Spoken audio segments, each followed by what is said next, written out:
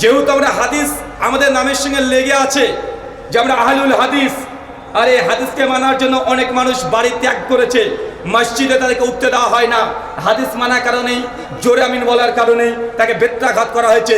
বাংলাদেশে এমন নজির আছে না নাই? তার মানে শুধু আমরা হাদিস মানবো এমনটা নয়, হাদিসের প্রতি তো আমাদের আমল থাকবে, অবশ্যই থাকবে। কিন্তু হাদিসকে নিয়ে যারা সমালোচনা করছে, এক শ্রেণীর মানুষ যারা হাদিসের মধ্যে সন্দেহ প্রকাশ করার চেষ্টা করছে, তাদের ইলমি জবাব দেওয়ার প্রয়োজন আছে না নাই?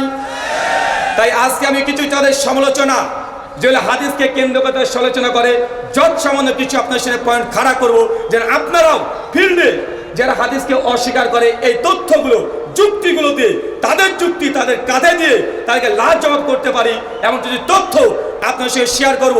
শুনতে রাজি আছি? চলেন। যারা হাদিসকে অস্বীকার করে, যুগ যুগ ধরে অনেক মানুষ হাদিসকে অস্বীকার করে, অনেক রকম ইতিহাস পাওয়া যায়।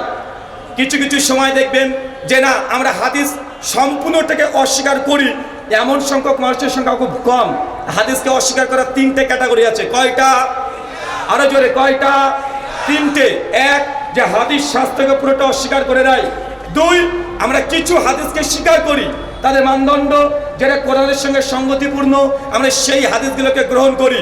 তিন, কিছু মানুষ আছে যে না, আমাদের মাযহাবের পক্ষে যে হাদিসগুলো আছে সেগুলো আমরা গ্রহণ করি, আর আমাদের মাঝে বিরুদ্ধে যদি সহিহ বুখারীর মতো হাদিসে যদি চলে আসে, তারপরে সে হাদিসকে আমরা অপব্যাখ্যা করে, আমরা তাহরিফ করে পরিবর্তন করে দিই। কয় ধরনের পেলেন?